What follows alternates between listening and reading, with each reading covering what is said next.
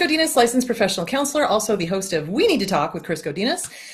This video is for educational and informational purposes only. If you feel you need a therapist, please go to Google, type in therapy, your city, Psychology Today will pop up, click on that, and it will have all of the therapists in your area. Also, the views and opinions stated herein are mine and mine alone. They do not represent the APA, the ACA, or any other damn therapist for that matter. Boom, shakalaka, done. Okay, so today's topic, no wait, before I dive into today's topic, a little bit of housekeeping. If these videos are helping you, if they are helping people you know, share them. Share. Get them out there. We need to educate as many people as humanly possible. I don't know if you guys heard about the girl that walked into the veterinary office and her boyfriend had kidnapped her, and she handed a note. She managed to get a note to the vet tech, and they called the police and they had him arrested. So this is real, guys. This happens every damn day. And it happens to younger people as well. It happens to people who are in the dating phases. It happens to kids who are teenagers. It happens to young adults. It happens to older adults. It happens. This is why we need to educate the living crap out of anybody and everybody.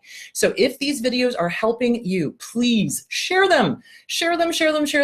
Let's get as many people as possible educated to the dangers of narcissistic abuse, borderline personality disorder, malignant, to gaslighting, to psychopaths, to all of it.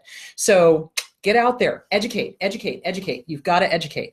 So, all right, so save and share these videos and send them to everybody. All right, there's that. Let's see, what else do I need to tell you?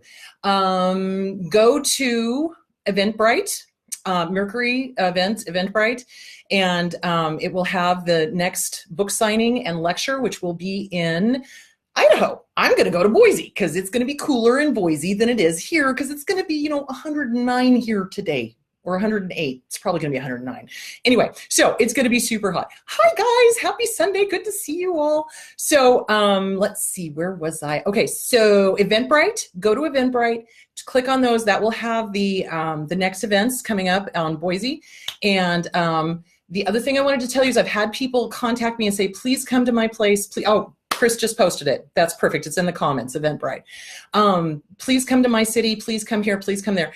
Go to my email at Mercury. So it's Chris at Mercury, Mercuri, Mercury.com, and let them know where you want me to be showing up, because that's where I will be. If we get enough people, if you build it, they will come. If you get enough people, I will come. So that would be awesome.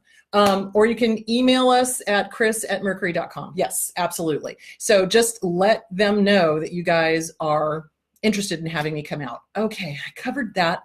Oh, the Audible. So I'm so happy. This book, You Can Lead a Horse to Water, but You Can't Make Him Cha-Cha, is available on Audible. Finally, that took 6 months. Did the recording for it like months ago, but it took a long time to get it up on Audible. So anyway, it is available. If you don't like reading, if you would rather hear my voice, which, dear Lord, I don't know why, but if you would rather hear my voice, here you go. It's on Audible. Go to Audible, get the book on Audible. Okay, there is that. And the Audible is coming for What's Wrong with Your Dad. It's just going to take a while because he has to go through all of the millions of hours of taping that we did. So that was fun. Okay, so book is on Audible. Book is available on Amazon. Going to Boise. One after that is Honolulu. Share the heck out of this tape. Boy, did I just date myself. Hello. Share the heck out of these videos. Trying to think. What else? One more thing. And dun, dun, dun, the 20-ounce coffee cup of We Need to Talk is available on eBay. So if you are interested in having a 20-ounce cup with this logo on it, go to eBay. I've got them up for sale. I will ship them to you. That will be awesome. So yeah, and I love these cups because they're microwavable and dishwasher safe and all that sort of good stuff. So anyway, that is it. Hello, tribe. Alrighty then, let's dive into the meat of this, shall we? So love bombing. It's how to explain. And grooming. I don't think people understand love bombing and grooming. I don't think they get that. So let's talk about that. So let's talk about grooming first. Grooming is when somebody has taught you that it's okay to be treated poorly. Somebody has taught you that it's okay to be abused. Somebody has groomed you to break down your barriers, okay? So what abusers do is they start working on your different barriers. And they start working on your boundaries, and they start working on making you believe that saying no is not okay. So this is grooming. So this happens either, with bullies in the schoolyard, bullies in the workplace, toxic parents, a romantic relationship. This can happen. So what they do is they groom you. They start pushing boundaries to see how far they can go. That's called grooming. And there's a great article. I really, really loved this article. I freaking love Psychology Today. This is actually in the newest one of Psychology Today. So yeah, there we go. Psychology Today. It is the June, brand new one, Psychology Today one. And the article is The Stealthiest Predator. And it's kind of towards the back. But it's a really great article because it describes exactly what abusers do. So what they do is they start testing boundaries, and they start seeing how far you'll go. And they'll start seeing if you have a moral compass. They'll start seeing if you can say no. Absolutely. Almost every single one of us here in this forum or anywhere else has been subjected to grooming, because we don't allow abuse if we haven't been, is what I'm trying to say. So, hello. So yeah, absolutely. So every single person who has been abused has been subjected to grooming. And here's the creepy thing. So in this article, it talks about the grooming process. Grooming involves desensitizing a victim, and I don't like the term victim, but desensitizing a victim to inappropriate social or sexual advances through progressive boundary probing, while at the same time developing a foundation of trust. So in other words, they rope you in. They tell you that they are, oh, you're great, you're wonderful. Oh yeah, you can tell me anything. Great listeners. But they're not listening to help you. They are listening to gather information that they can turn around and use on you later. That is what these people do. So it's this information gathering. It's like they're spies in the House of Love. Oh, dear Lord, did I just say that? Anyway, yeah, so they're spies. And what they do is they gather information, and then they flip around and they use it on you at a later date. So, yes, they tell people that they're special. They tell them, I've never met anybody like you. You're amazing. You're my soulmate. You're my twin flame. But they say this right at the beginning of the relationship, like literally right at the beginning of the relationship. So what they will do, here's the thing, guys. I have people argue with me on this all the time. They're always like, oh, but what about love at first sight? Okay, there's lust at first sight. Hell yeah, when I saw Gerard Butler, damn, I'd hit that. You betcha. But love? I know the first thing about the guy. I don't. And anybody who says that, oh my God, I love them. How can you love somebody you don't know? Love is respect. And love is knowing the other person. It's learning about the other person and caring about the other person's likes, wants, needs, desires. Not to make them give them all up, but so that you can enhance their life and lift them up. That is what love is. Anything else ain't love. Baby dolls, if it hurts, it ain't love. That's something else. It ain't love. So what they do is they want to move in as quickly as possible. Abso-freaking-lutely. Absolutely. So what they do is they suck you in with the whole, oh, we're soulmates. We're just exactly alike. I'm just like you. I'm just like you, which is exactly like Frozen, guys. It's exactly like Frozen.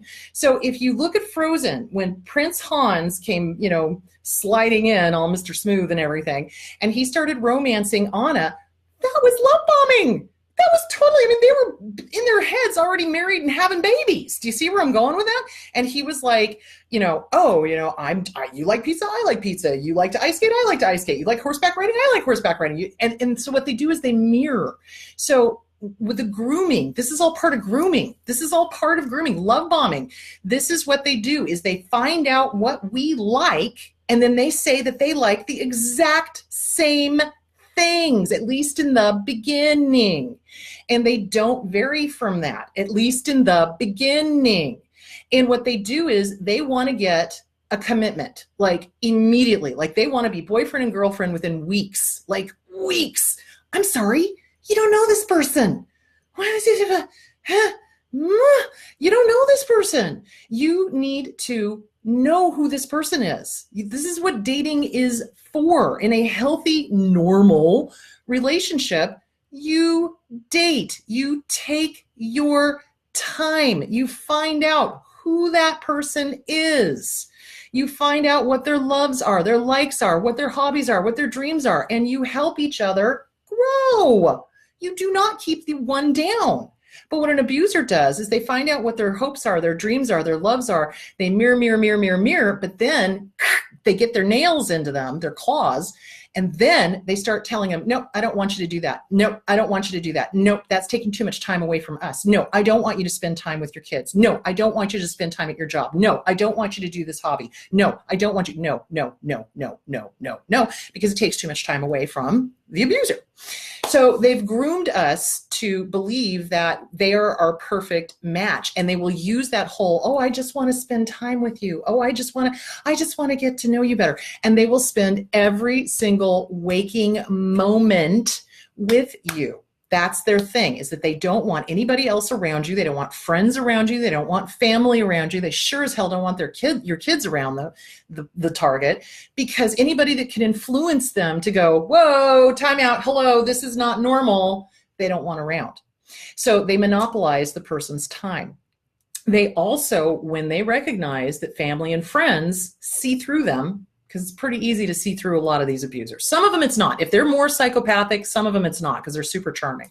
But a lot of them, it's like, behavior's a little off. What's going on? As soon as they recognize that they don't like somebody, they'll come up with excuses not to do family functions. They'll come up with excuses not to be around friends. They'll come up with excuses not to, etc. So the grooming and the love bombing are super dangerous, because they mirror, I'm your perfect match. Oh, I'm just like your best friend. Oh, I'm just like this. Oh, I'm just like that. What? No, because nobody is just like anybody else.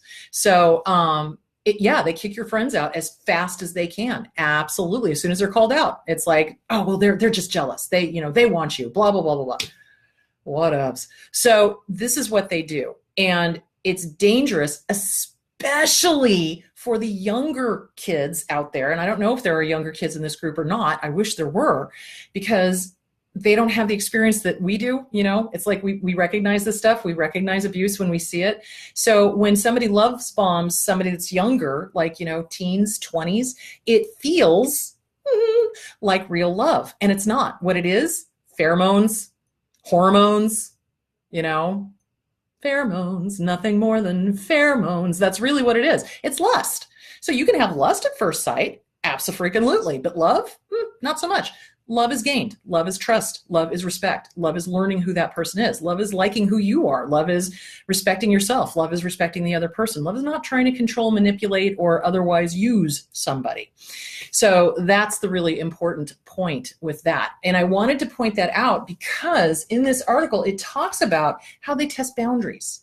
Will you give up your family? Will you give up your friends? Will you let them get away with stuff?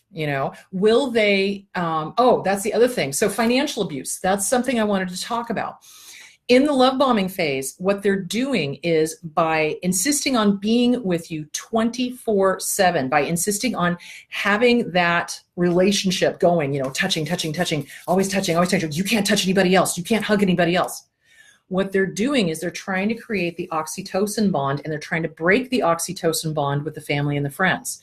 So they make the target of abuse feel guilty for hugging their family or friends, for holding hands with their family or friends, for doing the cheek kisses with their family or friends, because they're trying to make sure that they are the only source of oxytocin. So that is that. Okay. What else was in this? Oh, and so sexual and sexual abuse.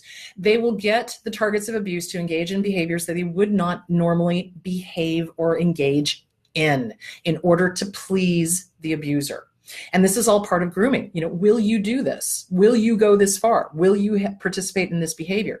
So what I have seen is they will get people into a relationship uber fast. I mean, like lightning, blitzkrieg fast. So it will be like you meet the person, love bomb, love bomb, love bomb, mirror, mirror, mirror, mirror, mirror, groom, groom, groom, groom, groom. And then boyfriend, girlfriend. Oh my God, I'm your boyfriend. I'm your girlfriend. This is great. And then literally 2 weeks later, you're moving in together and you're living with a person. And now you're paying their bills.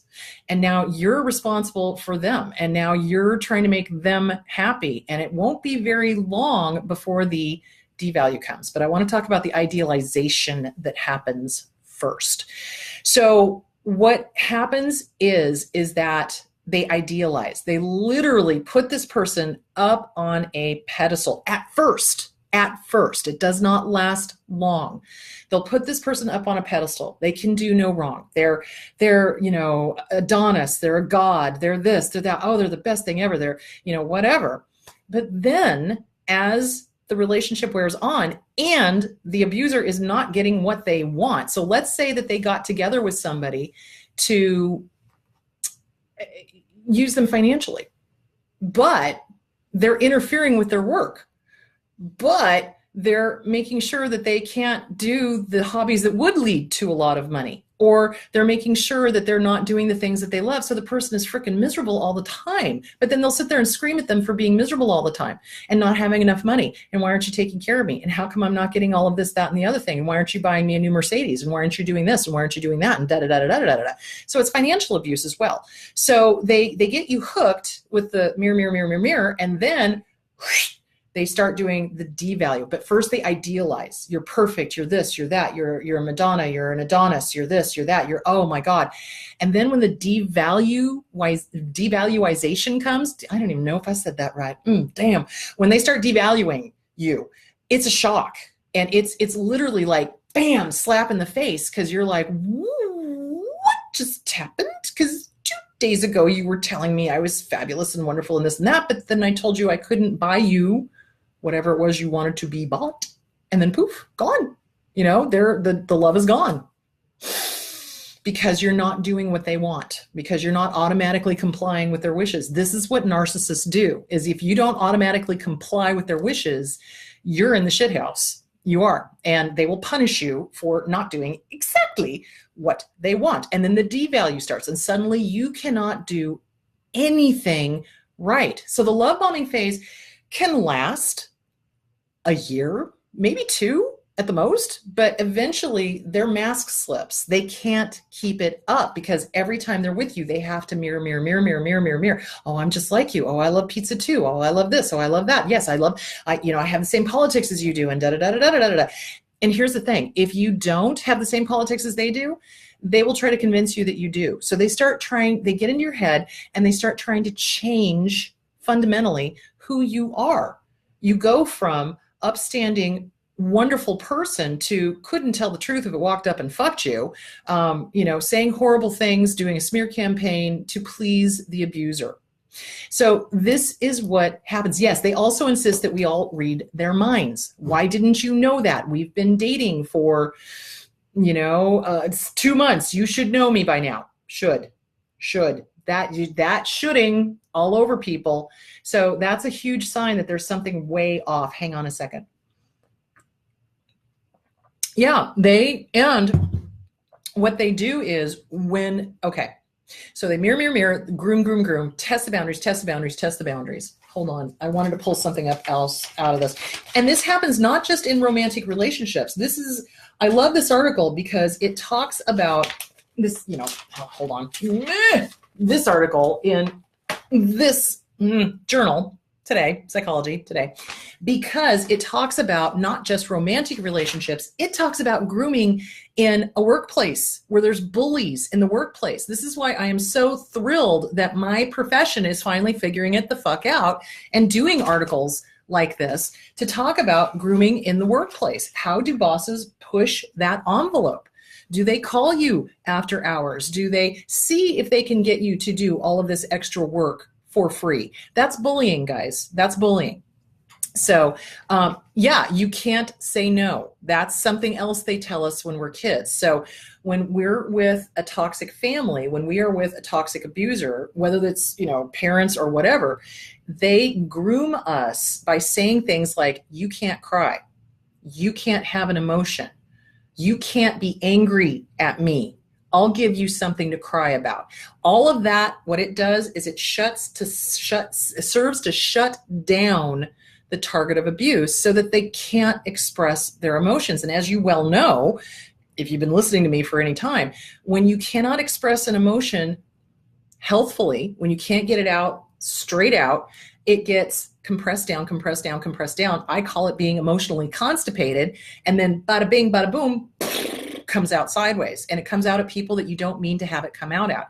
And what that's called is you are releasing your aggression at a safer target. It's never safe to take it out on the abuser. When we are in it, when we are in the fog, when we are with terror, when we are terrified of dealing with our abuser, it's never safe to take it out on the actual abuser. So what ends up happening is it goes out sideways. We take it out on other people that are safer. We get mad at people when we really need to be getting mad at the abuser. But again, abusers are crazy and they're manipulative. And if you're still in the relationship with them, it could be dangerous to take it out on them.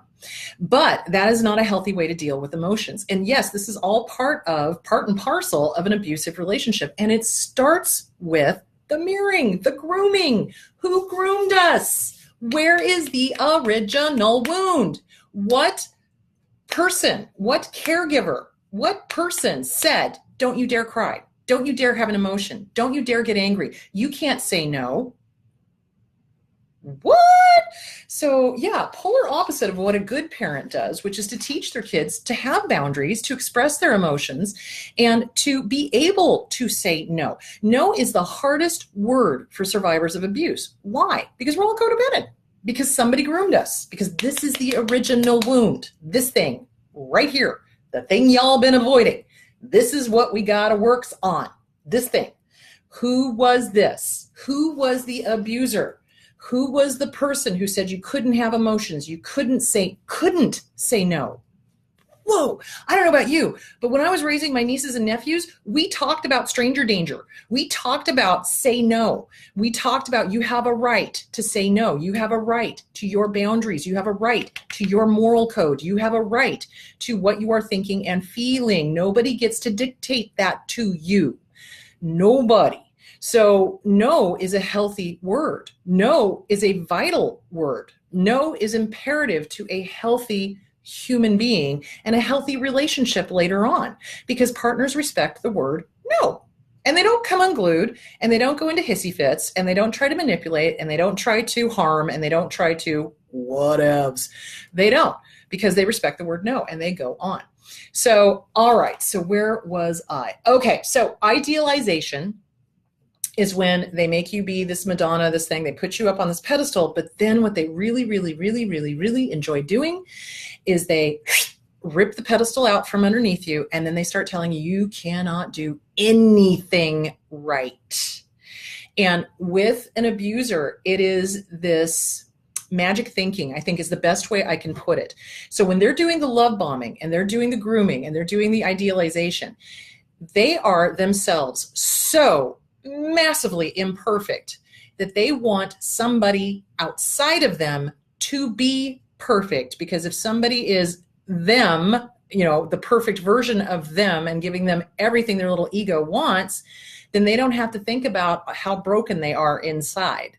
So when somebody that they've put up on a pedestal shows that they're human, has an emotion, isn't perfect, the abuser comes unglued and then punches the living shit out of that person. How dare they? How dare they not, conform to my demand? How dare they not buy me this? How dare they not be instantly there and responding to my text? That's another huge red flag.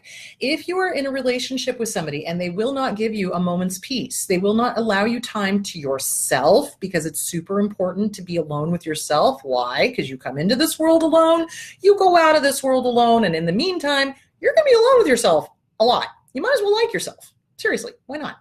So, if they don't allow that, and they're texting, and demanding that you respond immediately, why didn't you respond to me? Why didn't you respond to me? Why didn't you respond to me? You're at work. You're in the middle of, if you're a nurse, you're in the middle of a shift. You're in the middle of doing whatever it is you need to do. This is what abusers do. They demand immediate responses, and then they punish the person for not responding immediately. Why didn't you respond to me? Why didn't you text me back? You could have texted me back. You could have gone in the bathroom. You could have did it. I'm sorry, somebody's having a heart attack on a table. No, you're not going to have time to text somebody back. Sorry. And I wouldn't want a nurse to do that. So yeah, so they will demand immediate gratification, calling, texting. Those are huge red flags, guys. Huge, ginormous red flags. You need to be alone. You need to do your own thing. You need to be able to be without that person for 8, 9, 10 hours a day while you're doing your thing at work. Yeah, it's a thing. I'm just saying. So, but this is what they do. So they can't stand the no contact, which is another thing. It kind of goes back to what I was talking about last night, is the no contact drives them crazy because they're not being acknowledged. They're not being validated. They're not being, they're not getting their little jollies off of, harming somebody. Nobody's saying anything to them. There's no narcissistic supply. They don't catch hints. They don't. That's why when you go no contact, you must stay no contact, because they're not going to catch a hint. It's not like they're suddenly going to go, I needed a V8. I'm going to do something different. No, it's not going to happen. It would be lovely if that were the case, but it's not going to happen. So the devalue happens when you are no longer their magic thinking, the magic thinking. So remember, magic thinking is where a person who is very disturbed thinks that just because they are thinking it, it is so. So in other words, what abusers will do, and oftentimes when you're dealing with a dark triad, so remember, a dark triad is a narcissist with a psychopath with a Machiavellian, which is the control freak, bad combination. What they will do is they will literally in their heads feel that simply because they are having a thought or a feeling that everybody else is feeling it, and therefore they need to be, the only thought or feeling that is allowed to be happening, and they're right, and that thought is right. That's what they do. It's crazy thinking is what it is. And it's psychotic. It really is, because they don't take into account the real world. So when somebody does not comply automatically with their wants, needs, or demands, they come unfucking hinged, because their version of reality in their head and reality are clashing. And so that's when they decompensate, and that's when they do crazy things. So all right, so their magic thinking, everything has to be perfect, everything has to be perfect, everything has to be perfect. Well, when the world happens, because the world is not perfect. I wish it was. It'd be kind of cool. I'd like to live there for a few days and then probably go back here. But, when that happens and reality happens and their little magic pictures, their perfect pictures get blown up, they get very, very angry. And then they have to punish the person who showed them reality, because they don't like reality. They don't like living in reality. They don't like dealing with reality. It's just not something that they are emotionally capable of doing.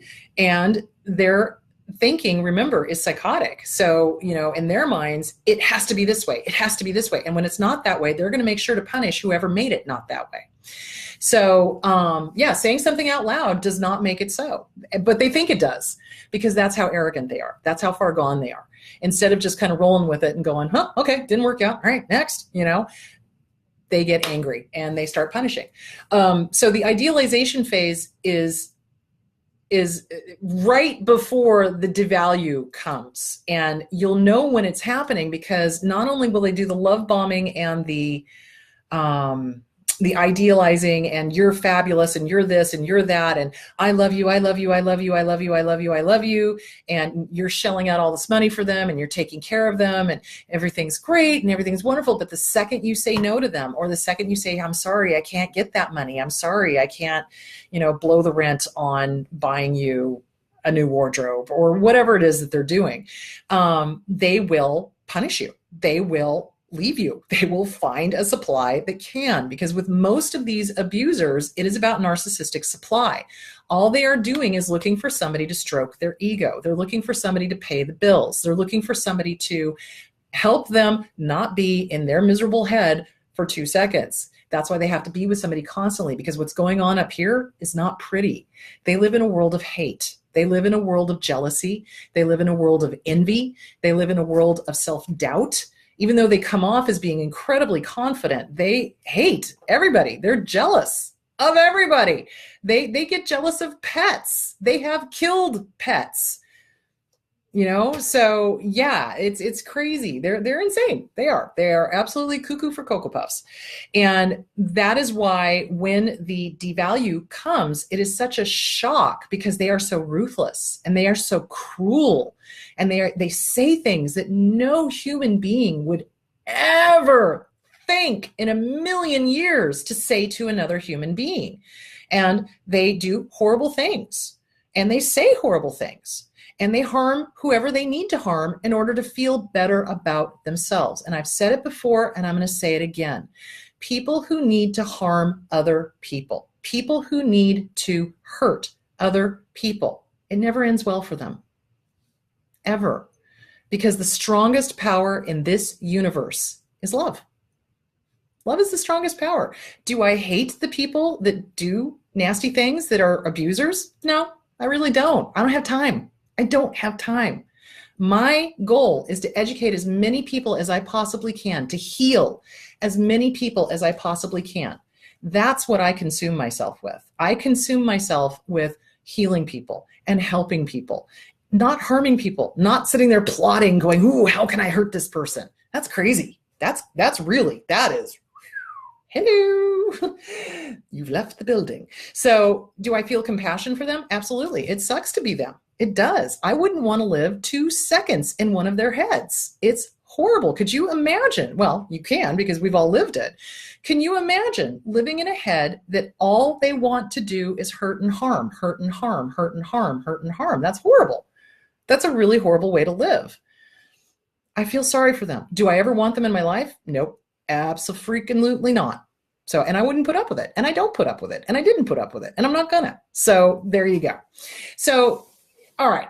So this is where it really freaks out, especially younger kids, young adults, like 20s, 30s, around in there, that have not had this experience before of being mirrored, because it feels so amazing. Remember, they do that love bomb, love bomb, love bomb. Everything is fabulous. Oh, you're great. Oh, you're this, you're that, the other thing, intermittent positive rewards. And then all of a sudden you're shit. You're shit. You can't do anything right. And then this is when the devalue has started. Then they go back up into the, oh no, baby, I'm sorry. I was just having a bad day. No, no, that never happened. No, you heard me wrong. No, I love you. You're fabulous. So then boom, we go back into that intermittent positive reward. But then pretty soon the devalue happens again. They can't help themselves. They cannot help themselves. They know what they're doing, but they also can't help themselves. They are impulsive. And when their ego gets hurt, they need to strike out. And the person that they can strike out at is either the kid that they are raising, or the love interest that they have, or a friend that they have, or a coworker that they have. So they are impulsive. They can't keep the love bombing going forever. And especially once the devalue phase has happened, they will immediately start doing this roller coaster of devalue, value, value, devalue, value, devalue, value, devalue, value, devalue, value, devalue, which drives the target of abuse absolutely insane. Because when the devalue starts and the intermittent positive rewards start happening, the target of abuse starts clawing. It's like, I don't know if you ever watched, if you ever went to Universal Studios back in the old days, and they had the special effects hanger, and they would show you the special effects and how they did the, falling off of the Statue of Liberty, and the bad guy is like, he's like clawing at the air, and he's, going backwards as the camera is going backwards. That's what we do, because we're trying desperately hard to get that person that we thought was there back. And so we're clawing. We're like, no, please come back, please. Meanwhile, it's going further and further away. So push, pull. Yeah, exactly. And so we claw to get that person back, because we can't imagine, where did they go? What happened? Where did this person go that mirrored me so perfectly? Where did this person go who I fell in love with instantly? Where did this person go that I moved in with after knowing them for a month, maybe? Where did this person go that, thought the world of me and said I was wonderful and loved me unconditionally and da-da-da-da-da-da-da? Well, they didn't love you unconditionally, because you don't put people up on a pedestal, pull them down. You don't. You help people rise with you. That's what healthy couples do, is they grow and they grow together and they grow up. Because that's what healthy couples do. So, but we claw trying to get back to that original, love bombing, that idealization, that grooming, that, but we never get to it because, yeah, exactly, Polly. They were never there. They were never there. There was no there. What they were doing is they mirrored you perfectly. Like they will pump you for all of this information. Oh, you like to meditate? Oh, guess what? I love to meditate. You like to ice skate. You like ice cream. Oh yeah, I love ice cream. You like writing books. Oh, I love to write books. Let's write a book together. You and me. Let's do it. When they've never written in their life, they've never meditated in their life, they wouldn't know spirituality if you walked up and fucked them. Seriously. So that's what's going on. They are mirroring who you are. And so in essence, the person you fell in love with was you. They mirrored you. You fell in love with the best aspects of you. Congratulations. Now, if you could just take that and really understand that that's how amazing you are, that would be awesome. So that's the lesson here, guys, is that on looking back at the abusive relationship, the person you initially fell in love with was, in fact, you. They mirrored all of the best qualities. They mirrored all of the best everything of you. That's who they fell in love with. That's who you fell in love with, is a mirroring of you. They don't have an original personality. They are voids, absolute voids. So the other thing that abusers will do is throughout the relationship, they will try to take over anything that gives you joy. They will try to ruin anything that gives you joy because they can't have it. They do not have the happy cog. They do not have the empathy cog. They cannot walk a mile in somebody else's shoes. So what they will do is march into your life, mirror, idealize, find out everything that is important to you, find out everything that you love, find out the hobbies that you really enjoy, and they'll start taking them over. And they'll ruin them for you. They'll ruin them for you so that you can't do them anymore. And that's what abusers do. And they will try to piss on your campfire, and they will try to piss on everybody's campfire. But specifically, they will try to piss on the campfire of the person that they are trying to mirror, because they need to be better than everybody else at what the romantic partner is doing. Parents even do this.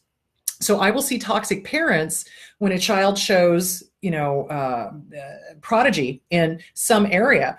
All of a sudden, the parent will suddenly start either micromanaging or actively sabotaging whatever the kid is doing, because how dare that child excel where the parent didn't? That's pretty fucked up, really. And it's the same thing in abusive relationships. How dare the partner excel where this person isn't? In a healthy, normal relationship, you got your thing going on, I got my thing going on. Oh, you're doing great at that? Awesome! I'll go hang out at John's trombone concerts because he is really good at the trombone and he's getting better at the saxophone, although I don't think Scotty thinks that because he goes in there and howls. But the point being is I will go to whatever concerts he's doing because I support him and I love him and I want him to do well. And I enjoy watching his joy when he's doing something he loves. Narcissists and abusers don't do that. They get jealous. They get angry. How dare you? I can do it better than you. I'm going to take it over. That's what they do. And then if they can't take it over, they will set about to ruin it. They will set about to make sure that you cannot do it anymore, which is why so many targets of abuse, when they get out of one of these abusive relationships, sits there and goes, I don't know, who am I? I don't know who I am anymore. What happened? Where did I go? I don't even know what I like anymore. Oh, geez, it's not safe for me to like anything. I don't know who I am. This is common, guys. And it's because the abuser has marched in and told you, no, don't you dare. Don't you dare, don't you dare, don't you dare. They mimic the original toxic abuse that you had. And so inner child is getting flared up. You start giving up your hobbies. You start giving up your loves. You start giving up your family. You start giving up your friends. And by the time you're done with it, you're sitting there going, or, your dogs, your cats, your pets, your children, and by the time you're done with it and they've used you literally for everything they can possibly use you for, you've forgotten who you are. You really have. It's like, who are you? It's kind of like Robin Williams in Hook, where he's forgotten who he was and he has to be reminded. That's us. That's what we need to do. We need to get back to that joie de vivre. We need to get back to the hobbies that we loved. We need to reconnect with the family members that were booted out by the abuser. We need to reconnect with the friends. We need to reinvestigate the things that used to give us joy. Do it. Do it. What you got to lose? Nothing. Do it. And it does mean swallowing a bit of pride, and it does mean letting the ego shut the fuck up, and it does mean having to do some amends making. This is why I love AA as far as the big book and dealing with abuse, because we are addicts. Hello. We're addicted to that intermittent positive rewards. And when that goes away, we do go through withdrawals, and we do claw just like a fucking heroin addict, man, to get back to that original mirroring that they did. We claw. I need it. I need the fix. No, you don't. You don't need it. You think you do because of the oxytocin, you bet, because we're addicts, because they did the intermittent positive rewards, the dopamine, serotonins, etc. It's just exactly like a drug. You betcha. So don't kid yourself. Yeah, you're going to go through withdrawals when you leave one of these love bombing, idealizing, grooming, and then devaluing and abusive relationships. That's what happens. And it's dangerous because somebody mentioned this last night. Oftentimes when we come out of one of these relationships, we will find ourselves with actual substance issues going on because our abuser is either using or they have driven us to use. Because remember, there are abusers out there that push their target of abuse to participate in self-harm in one way, shape, or form, not exercising, making sure that they're, drinking when they're drinking. Well, I'm drinking, you need to drink. I'm having a beer, you need to have a beer. That's what they do, guys. Or I'm having this incredibly rich dessert, but the partner is diabetic, but they're pushing the dessert on them. They're trying to kill them, guys. It's as simple as that. So oftentimes when we come out of this relationship, we may ourselves have a substance issue.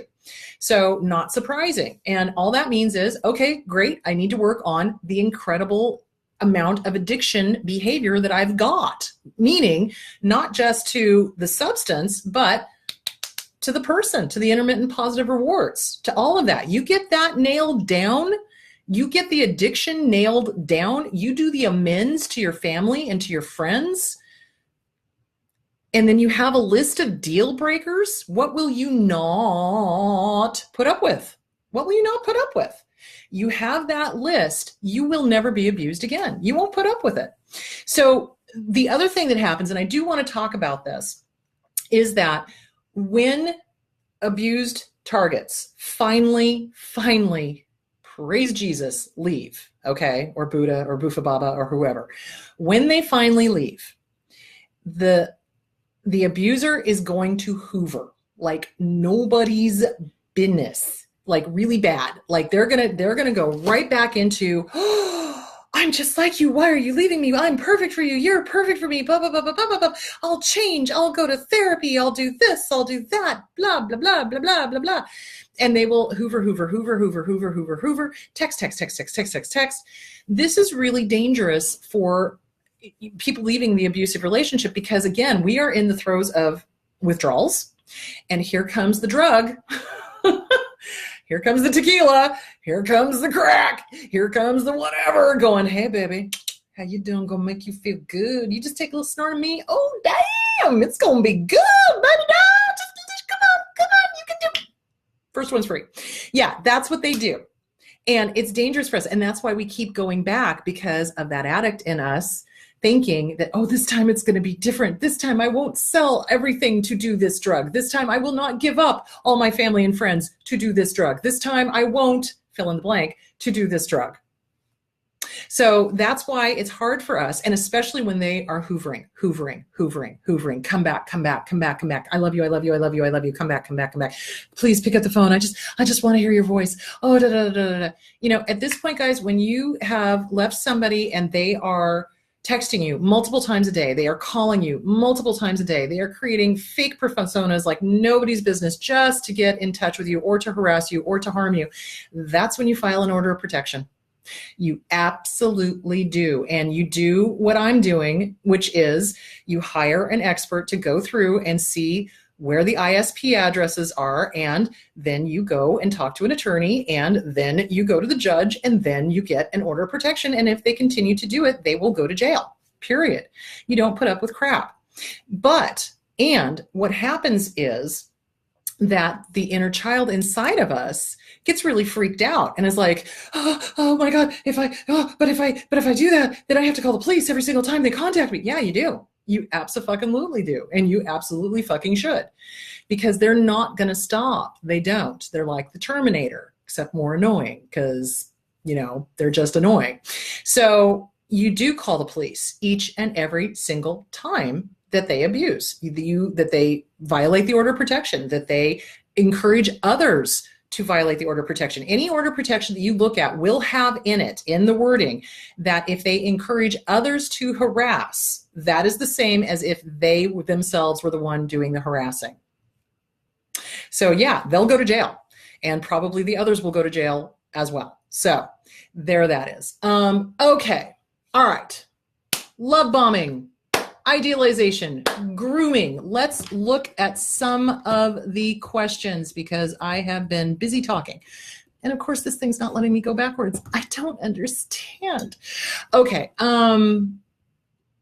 Yeah. So they absolutely do not allow you to go anywhere by yourself. So this case in California that I touched on earlier, they kidnapped this girl. It was a boyfriend, and he had her kidnapped, and he wouldn't allow her to go anywhere without him. So she made an excuse to go to the vet because she couldn't think of any other way to get out of the house. There was a cat or a dog or something. And so she made an excuse to go to the vet. Well, he went with her. She somehow managed to slip a note to the vet tech, and the vet tech called the police. And she said, please call the police, help me, he's kidnapped me. And she was able to get away from him. And then, of course, she filed an order of protection and then was safe. So that was cool. But yeah, and does it stop? Sometimes it does. And sometimes it doesn't. It depends on how particularly cuckoo for Cocoa Puffs they are. And it also depends on what lengths they are willing to go to get revenge. Seriously, because healthy, normal people don't do that. But abnormal people that have got a huge amount of revenge in their brain do. So do they ever stop? Some do and some don't. It just depends. It just depends. But you don't let them steal your peace. That's the thing. It's their whole goal when you leave them and you're done with them and you're done. You're like, peace out, bitches. I'm done. Their whole goal is to control. Their whole goal is to intimidate and harm and frighten. And you can't allow that. Otherwise, they win. But it does seem scary when they are doing it. Yeah, you betcha, because it is a little overwhelming and it can be frightening. But in a way, I have to thank the trolls that came on last night, because I was able to see that you guys get it. You guys recognize abusers when you see it. You guys recognize flying monkeys when you see it. And I'm so fucking proud of all of you for that. And I was able to model for you Grey Rock.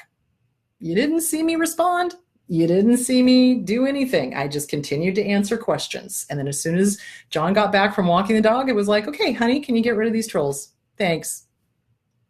You don't allow them to steal your peace. Their whole point is to make you miserable as they are. And you don't allow it. Don't give them that power. They don't have that power. Nobody can make me feel anything. I choose moment to moment, second to second, day to day. And I choose to feel love, and I choose to feel joy, and I choose to feel happy. It's as simple as that. So when you are dealing with an abuser, you absolutely have to make a choice to be you. Be you. Don't let them make you be anything other than you. So, all right, let's see. Let's get to some of these questions. All right. All right, sorry guys, because I'm still kind of trying to catch up, and I don't know where I went. And this thing won't let me go backwards. Dumb computer. All right. So, okay. Years later, I find myself being careful of how I sweet talk my pet because of his jealousy with my cat. Sigh. Yes. So we're talking PTSD. We're talking post-traumatic stress.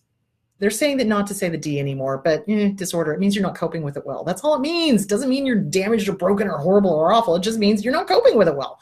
So complex post-traumatic stress disorder is when the abuses happen over and over and over and over and over and over. The love bombing, the devalue, the love bombing, the devalue, the love bombing, the devalue, the hoovering, the hoovering, the hoovering. So when that stuff happens over and over again, it does not have to be the same abuse every time. Somebody told me that a counselor told them that it had to be the same abuse every time. And I'm just like, send them to me. I will train them on this shit. So it doesn't matter. Abuse is abuse is abuse is abuse. It doesn't matter what they're doing. If you're being abused, it's abuse. Pretty simple, you would think. So it creates this complex. In other words, it's been repeated and repeated and repeated post, after the fact, traumatic. It was trauma. It was horrible. It was awful. Stress, anxiety, disorder, not coping with it well. Are there going to be triggers? You betcha. You betcha. Going into a new relationship, you're going to be on total high alert for anybody that's love bombing. You are. So how do you tell the difference between a healthy, what's the word I'm looking for? Wooing? No, not wooing. Well, maybe wooing. I don't know. A healthy kind of getting to know you, that kind of thing. A healthy kind of flirty relationship, maybe let's test this out. Let's see where this is going to go, versus love bombing. So a flirty, healthy, normal kind of dating relationship it's not intense. It's not this, I must spend every single waking moment with you. I must, I must be exactly you. I must be exactly like your best friend. I must be exactly like this. I must be exactly like that. There is none of that. It's like you're finding out who each other's are and what your differences are, and you celebrate those differences, and you spend time alone, and then you come together, and then you spend time alone, and you take your time. There's no rush. It's not like, the clock is ticking here. There's none of that going on. But in an unhealthy relationship, the clock is ticking, because they know on some level that if they don't hook this person immediately, they're not going to be able to keep the mask up. And that person's going to figure out that they are abusive and then leave. And their biggest fear is being abandoned. Abso-fucking-lutely. So, in a healthy courtship, that's the word I was looking for. A healthy courtship, you take your time. You take your time. You enjoy the other person. Do you look forward to seeing them? Fuck yeah, you do. But it's usually about a week in between of seeing them. You see them like once a week, maybe twice a week at the most. It's not every day. It's not every other day. It's like there's time for you to go do your thing and learn who you are and learn who they are and allow them to do their thing and everything else like that. And it's not constant texting either. It's like, a text or two a day. That's it. Hey, how was your day? Just thinking about you, that's fine. But if it's more than that, oh my good God, you want to be careful, because that is the love bombing. If it's constant, if it's intense, if they mirror everything, if they like all of the exact same things that you like, huge red flag. I have plenty of friends who are Republicans. Believe it or not, Ripley's, that does happen. Adults are able to talk to each other even though they have different views. Oh, go figure. But that's just it. In an unhealthy relationship, there can be no differing views. So they either lie and mirror and say that they have the same political and religious views that you do, or they damn you for having a different view, depending on where they are on the spectrum and what their particular peccadillo is. So that's how you tell the difference between a healthy relationship and an unhealthy relationship, is that in a healthy relationship, somebody can have totally different views. It's John Nixon's birthday today, by the way, and he's one of my mentors that I abso-freaking-lutely love. And he's a total Republican. And I am a Birkenstock-wearing hippie. And yet, we like each other. We talk to each other. We enjoy each other's differing views. Do I always agree with him? Hell no. Does he always agree with me? Hell no. But when we do talk, it's respect. It's respect. It's like, hey, tell me what you think about this, and I'll tell you what I think about this. And great, okay, and what do you think about this? And what did I think about this? And what do you think? It's respect. It's a give and take. With a narcissist, it's always one-sided. Always one-sided. Their phone calls are going to be all about them. They're going to change whatever you guys are talking about back to them.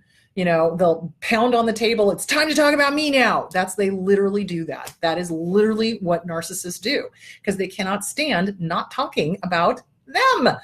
Cuckoo for Cocoa Puffs. Okay. All right.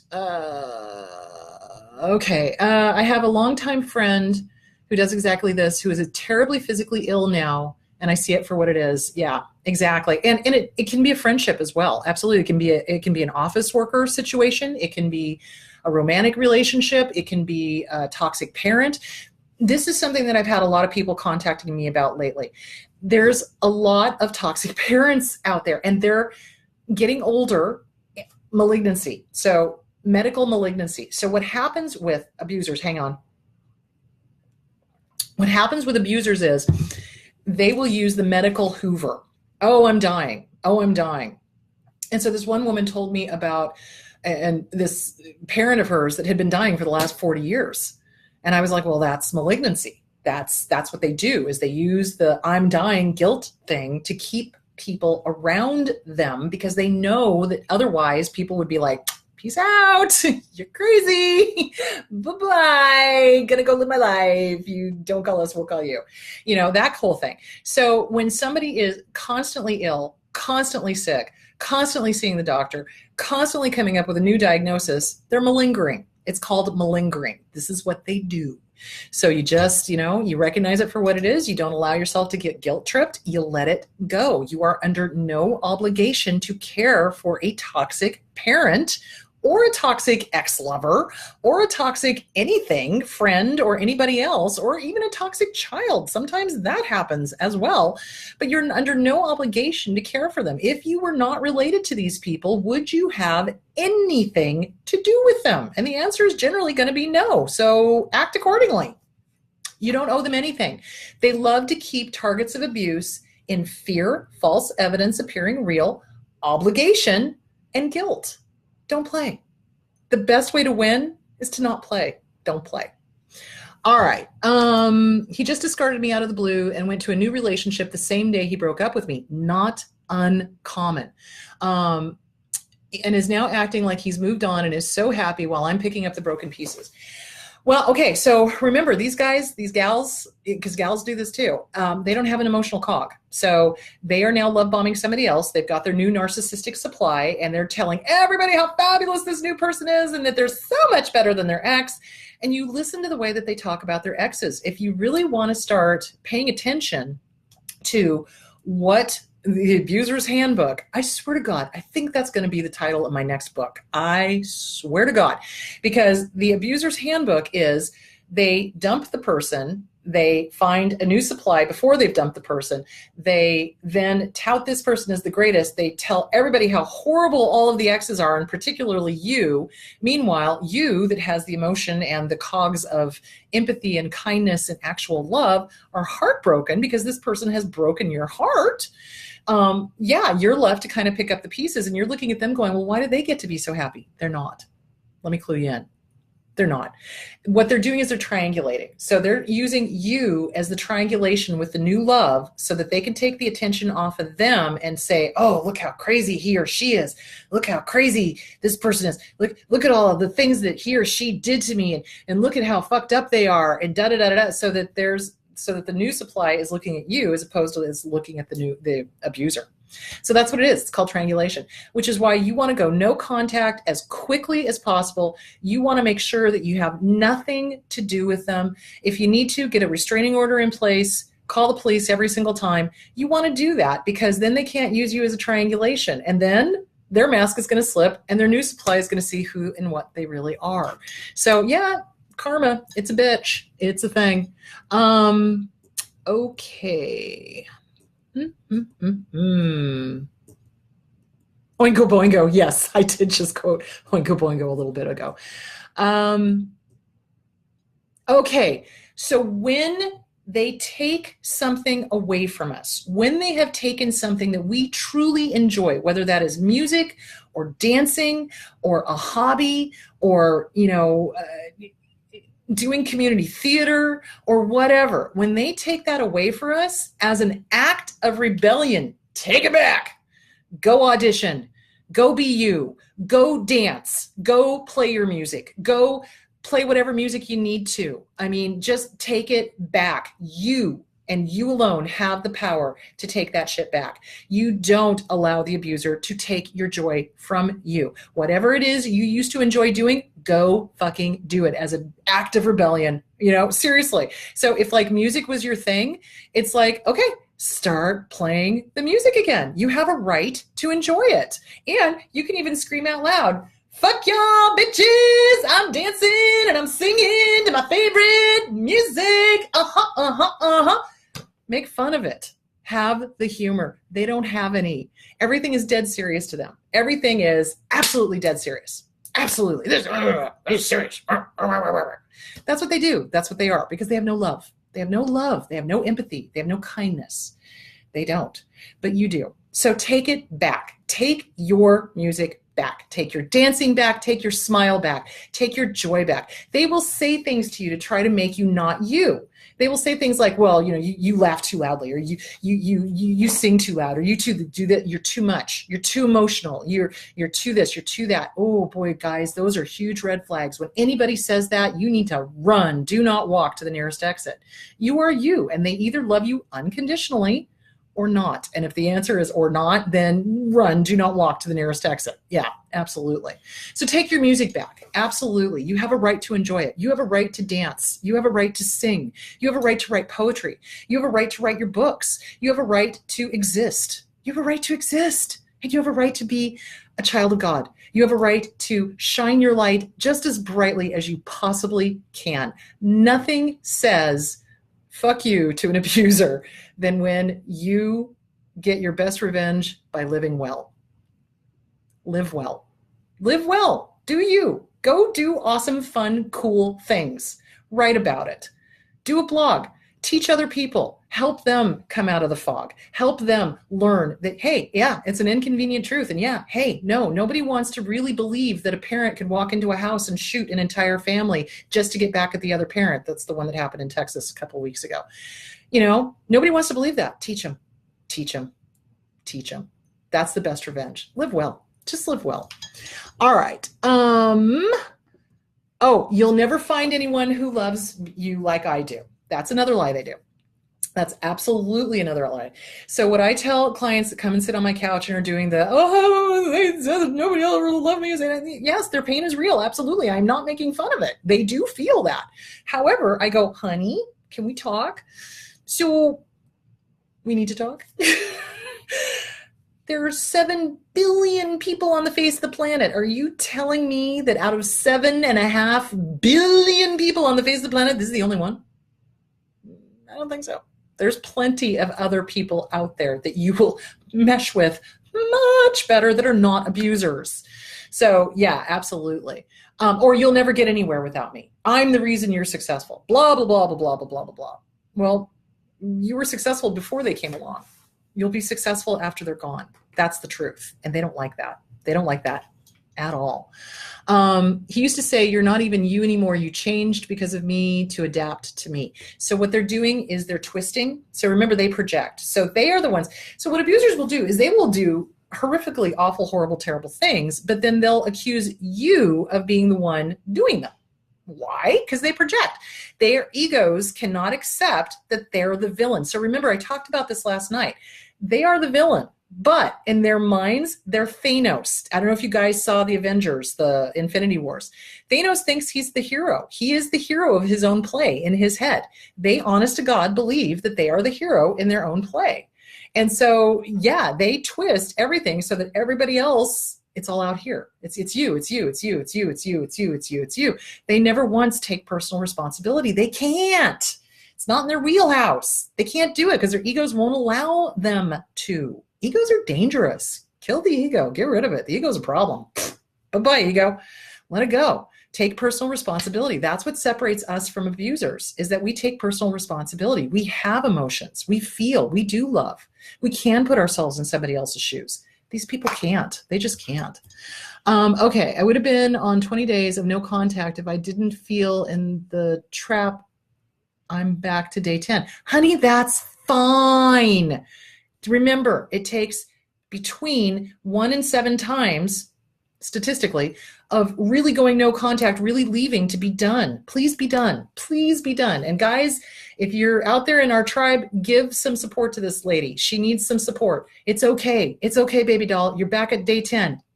Freaking huzzah. It's just like an AA. When somebody goes back and gets their 1-day chip, good job. Okay, that's okay. You've been sober 1 day. That's okay. Keep going day by day. That's it. Keep going. You've got this. You've fucking got this. You do. Period. No judgment. Day 10, fucking huzzah. You've got this. Keep going. Good job. All right. All right. My narc sounds mild compared to these descriptions, but I know he's toxic. The addiction part is what's killing me. I'm addicted to him. Absolutely. And that's why it's really important to start working with a good therapist, like a really good therapist. Somebody had a question about when is it okay to fire a therapist? When they're not working for you, when they're not advocating for you, when they don't believe you, when they don't believe that you've been abused, when they try to tell you to go back to an abuser, when you've listed out all of the abuse. That's when you fire them and go, done. Have a nice day. Bye-bye. And you get a different counselor. You want to find someone who is a domestic violence counselor, who understands domestic violence, who gets not just the physical stuff, not just the broken arms and the black eyes, but the emotional violence, the putting down, the harming, the keeping up at night, the feeding horrible food to you, the trying to kill you, the trying to get you to not exercise, making you smoke too much, encouraging you to do drugs, encouraging you to drink, that type of thing. The ones who get the whole range of abuse, that's what you want to do. Okay, and this, for some reason, I cannot go backwards in this, and I don't know why. It's just driving me crazy. Okay, my best friend ended up being an alcoholic because he was abusive, husband who would always make her drink because he was. Yeah, they do that. He would only stop and keep making her drinks. It's so insane. I hope one day she will leave him. I had to go no contact with her because of the toxic relationship. Yeah, sometimes when a target of abuse is deep in the thrall of the abuse and they're in the fog, the fear, the obligation, and the guilt, and their ego is in the way, and they're trying desperately hard to get that love bombing back. Yeah, in those cases, you have to go, I love you, but I cannot be around you. You're too toxic right now. And you do that to save yourself, basically. And, you leave the door open. Hey, you leave this abuser, you're more than welcome back in my life if you're in therapy. Great. Awesome. Good luck. God bless. Yeah. And don't feel guilty about that. Sometimes we have to do that. And it's painful and it sucks and it's awful, but there it is. You do what you have to. Mine has yet to try. I let a few people know he asked for nude photos and that I had forwarded our entire PM history to my lawyer. He seems to be on Twitter now, where I am not, and drinking a lot. That's what I was going to talk about. So the other thing that abusers will do to try to keep you tethered to them in no uncertain terms is they will get you to participate in things that you would not otherwise do. I talked about that a little earlier. Specifically, though, they'll get you to try to do nude pictures. They'll try to get you to do menage-a-trois, orgies, etc., to videotape them, to et cetera, et cetera, et cetera. Because what they're doing is and in this article, they talk about it. Oh, I loved the fact that they actually brought this up. They talk about, in this article, the stealthiest, God Lord, the stealthiest predator, which is in Psychology Today. They talk about the way that they blackmail and that they try to get their target of abuse to do illegal things, to do hinky things that they wouldn't otherwise do. They try to frame them for stuff. They try to, get them to do tapes, videotapes, or pictures that they can then use in a smear campaign, et cetera, et cetera, et cetera. It is just a really good article on the predators and what they do and how they try to keep that target of abuse connected to them. So yeah, they absolutely will do things like that. Not just financially, they'll do things to try to keep you in a blackmail mode so that they have control over you. Absolutely. I slipped a note to a worker at a gas station with my name and address. Scary. Wow. So surviving abuse of all sorts, what childhood wound do you deal with first? Born abandoned by my mom and dad at a train station at 1 month old in China, foster child, then abandoned and adopted across borders from China to America. What do you heal first? My recommendation is get with a good therapist and get the Inner Child Workbook by Catherine Taylor. And I talked about this last night. I'm going to talk about it again right now. So what this workbook does is it goes from infant all the way through. So for some people, the trauma happened in infancy and we don't necessarily remember it, okay? For several reasons. One, cognitively, we don't have the capacity to necessarily remember specific incidences. But two, if it was trauma and there is dissociation involved in it, you may not remember it because you dissociated. So in the Inner Child Workbook by Catherine Taylor, she has this whole section where you start with the infant and see if any of that resonates with you. And some people do it and they're like, this doesn't really resonate. Do I really have to do it? And I'm like, well, I would prefer that you did, but if you want to skip to the next section, skip to the next section. Then they'll come back and be like, yeah, I skipped to the next section. That one really resonated with me. Okay, great. Then skip. That's fine. So do the Inner Child Workbook. That's going to help you start working on all of that stuff. Another thing I recommend is EMDR. So EMDR is eye movement desensitization reprogramming. And that does not work for everybody. No therapy works for everybody. Try EMDR. Try to be able to access the trauma and put it so that there's a beginning, a middle, and an end. And a lot of time with the trauma, there was no end because it just continued and continued and continued until we finally, were able to escape it. So when you do EMDR, it puts it a beginning, a middle, and an end. That's the best way I've heard it described. So try that.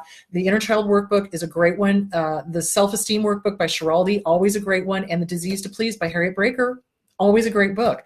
So that's where you want to start that. Okay. All right.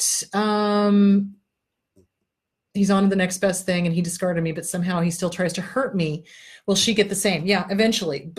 And caveat, sometimes what abusers do, like major narcissists, they'll get together with a minor borderline. And then those two will stay together forever because they're both terrified of abandonment. But they'll sit there and torture each other. And it's never a healthy relationship. So, sweetie, comfort yourself. It's not about them. From here on out, from this second moving forward, it's all about you. It's all about getting you healthy. It's all about, what do you want? What makes you happy? Where is your joy? What did you used to like to do before the abuser? It's all about you. Don't even give them a second thought. They do not deserve to have space in your head. Evict them. And sometimes it helps to write a letter to the ex, to the abuser, not to be sent. Do not send it. If you send it, I will break my foot off in your ass. Do not send it. So what you do is you do the good. Wow, you really mirrored me really well. Holy shit. I thought I was in love with this amazing, wonderful person who was exactly like me. Holy shit.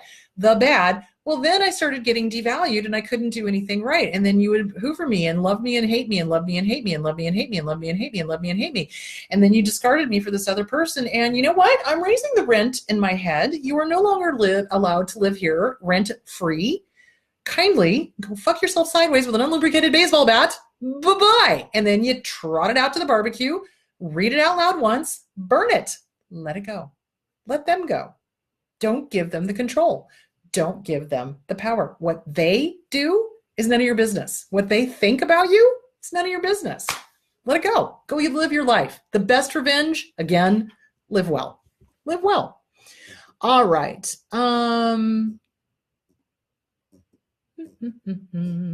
Thank you, Cynthia. When I was leaving my ex, he told me he never wanted our child, but he would take her and destroy her because it was the only way he could still hurt me. That just proved the relationship was about hurting me to him. And you must take those threats seriously. If you have that written down somewhere that he has actually said that on email, send that to your attorney. So I'm going to need to do another whole show on how to protect kids in the middle of a high conflict divorce. When a predator, when an abuser says, I am going to do this, believe them. Believe them. All three of these people that I've talked about, the woman who took her kid up to the high rise in New York, the guy in Texas that shot the entire family, the guy that kidnapped the girl in California, all three of them stated out loud to other people exactly what they were going to do. And nobody believed them because nobody wants to believe an inconvenient truth that somebody could behave as heinous as they did.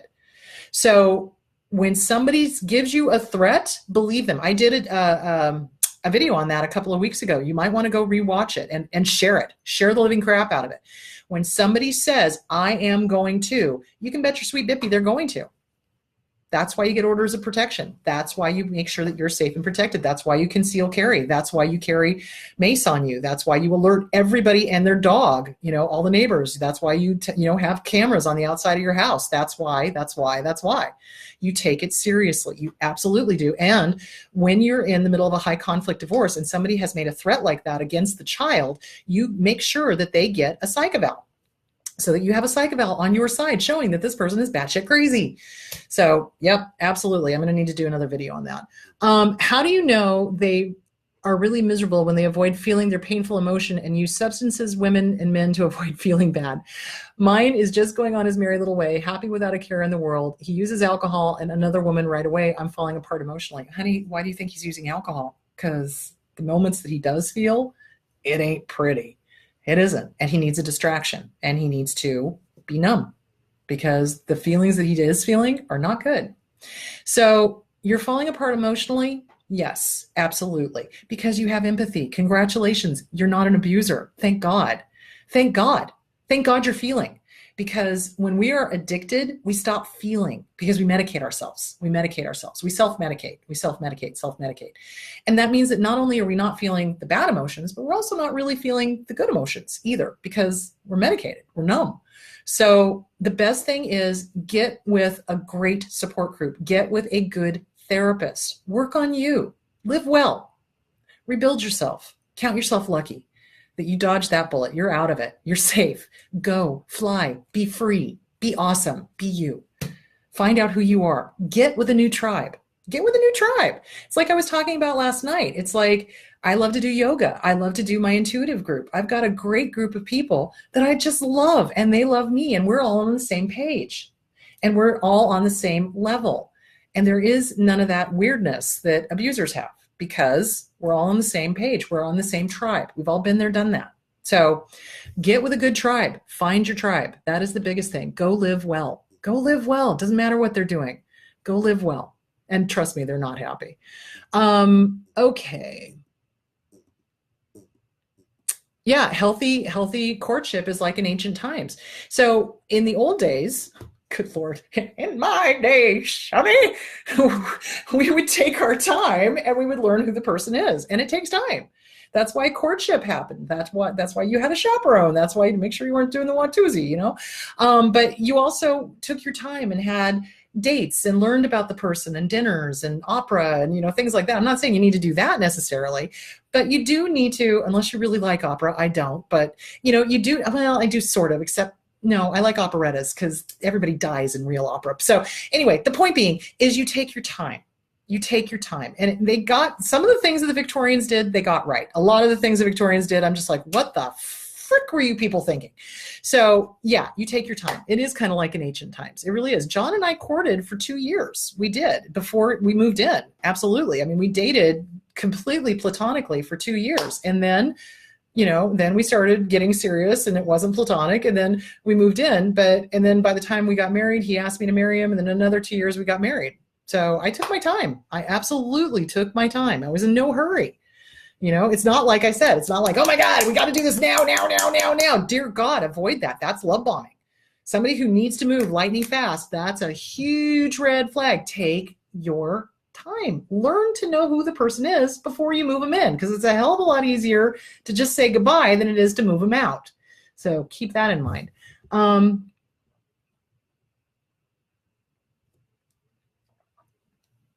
Sometimes it's difficult to differentiate between narcissistic personality and BPD. Absolutely. And the reason why is because borderline personality disorder has got traits of all 10 major personality disorders. Now, please keep in mind, guys, I am talking about the absolute malignant end of the spectrum. So there's a spectrum. So there is traits of down here, and then there's malignancy over here. So when I'm talking about these kind of abusers, I'm talking about absolutely dark triad malignant, okay? I am not talking about traits of, I'm not talking about a quiet borderline, I'm not talking about a hermit borderline. I am talking about a witch or a queen, which are at the end of the spectrum, or I am talking about a malignant narcissist, or I am talking about a malignant dark triad.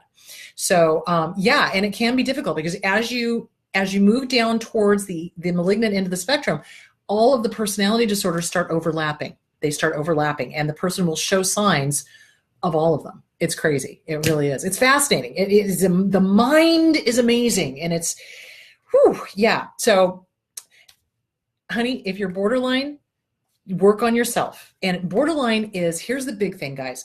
Borderline is created in trauma. People do not become borderline if there was not a trauma. If there was a trauma, they usually, if they're predisposed to it and the abuse continued over a long period of time, they will become borderline. So it's super important that if you do have borderline personality disorder, get with a damn good dialectic behavioral therapist. Dialectic, DBT, dialectic behavioral therapist. You work on the original trauma. You do. So CPTSD, From Surviving to Thriving by Pete Walker. Amazing book, but I'm warning you now, it is going to trigger the living crap out of you. Take it in very small chunks, work with a good therapist. And if you have traits of, you can work on those behaviors, those maladaptive behaviors, in order to not get abandoned. If you're down at the quiet end, you can do that. Once somebody has reached the malignant end and they're harming people and they're hurting people and they're enjoying it, yeah, stick a fork in them, they're done. So, but DBT, dialectic behavioral therapy, and I love the book, The Borderline Survival Guide. It's a wonderful book. It's by Chapman and Gratz, and it helps the person kind of understand, why am I emotionally deregulated? Why can't I deal with abandonment? What is going on? Why did this happen? It's all based in trauma. So get with a really good DBT therapist, and you may want to combine that with an EMDR therapist as well and work on the original trauma. Be ever so gentle with you. This is hard work. It is not easy work, and it is especially difficult if we have been traumatized to the point where we have got the traits of. So be gentle with you, my love. Be gentle, be gentle, be gentle, be gentle. Please, please, please be gentle. So start working on you. And Self-Esteem Workbook by Schiraldi. That's another great one. Love it. So yeah, the Borderline Survival Guide by Chapman and Gratz, Self-Esteem Workbook by Schiraldi, and CPTSD, From Surviving to Thriving by Pete Walker. That last one, the Pete Walker book, be careful, it will trigger you. So get with a good therapist. DBT, dialectic behavioral therapy. All right. Okay, let's see. Yeah, exes will say that they're dying all the time. They'll try to use the I'm dying Hoover. That's again malingering. So just remember that. Okay, hang on. Yeah, okay. Why do people with abusers, if they have a medical condition, why do they ignore it? Shouldn't they be taking care of themselves? They are generally so arrogant that they don't think they're going to die. That's what it boils down to, is they think that they are the expert in literally everything. I have seen malignant narcissists sit there and scream at doctors in a hospital and tell them that they didn't know what they were talking about. They knew better. Blah, blah, blah, blah, blah, blah. And then 2 days later, they were dead because they didn't follow medical advice. So yeah, they are completely arrogant. They do not believe that they will die. They can't fathom the world without them. The rest of us can, but they can't. So yeah, that's why. Okay. Okay. Do you only talk about the malignant PD, NPD, and BPD? I've done several videos in the past on the quiet ones. And honestly, any questions you have, please ask them, because if you're having questions, I can guarantee you other people are having questions as well. So you can either ask them here, and hopefully I'll catch them, guys, because it's like I've had so many people going. I'm just like, oh, I'm trying to catch up, and my stupid scroller won't let me scroll backwards. So, but if you have questions that you want me to answer, you can always IM me. You can either IM me on We Need to Talk, and Ronnie will go through them and give me the short ones, or you can message me on YouTube. YouTube has a private messaging thing. Again, if it's short, Ronnie will give it to me. So yeah, that's a good way to ask questions, or you can ask the questions here, because if you're having questions, I can guarantee you other people are having questions too. So don't be afraid to speak up and ask questions. Okay.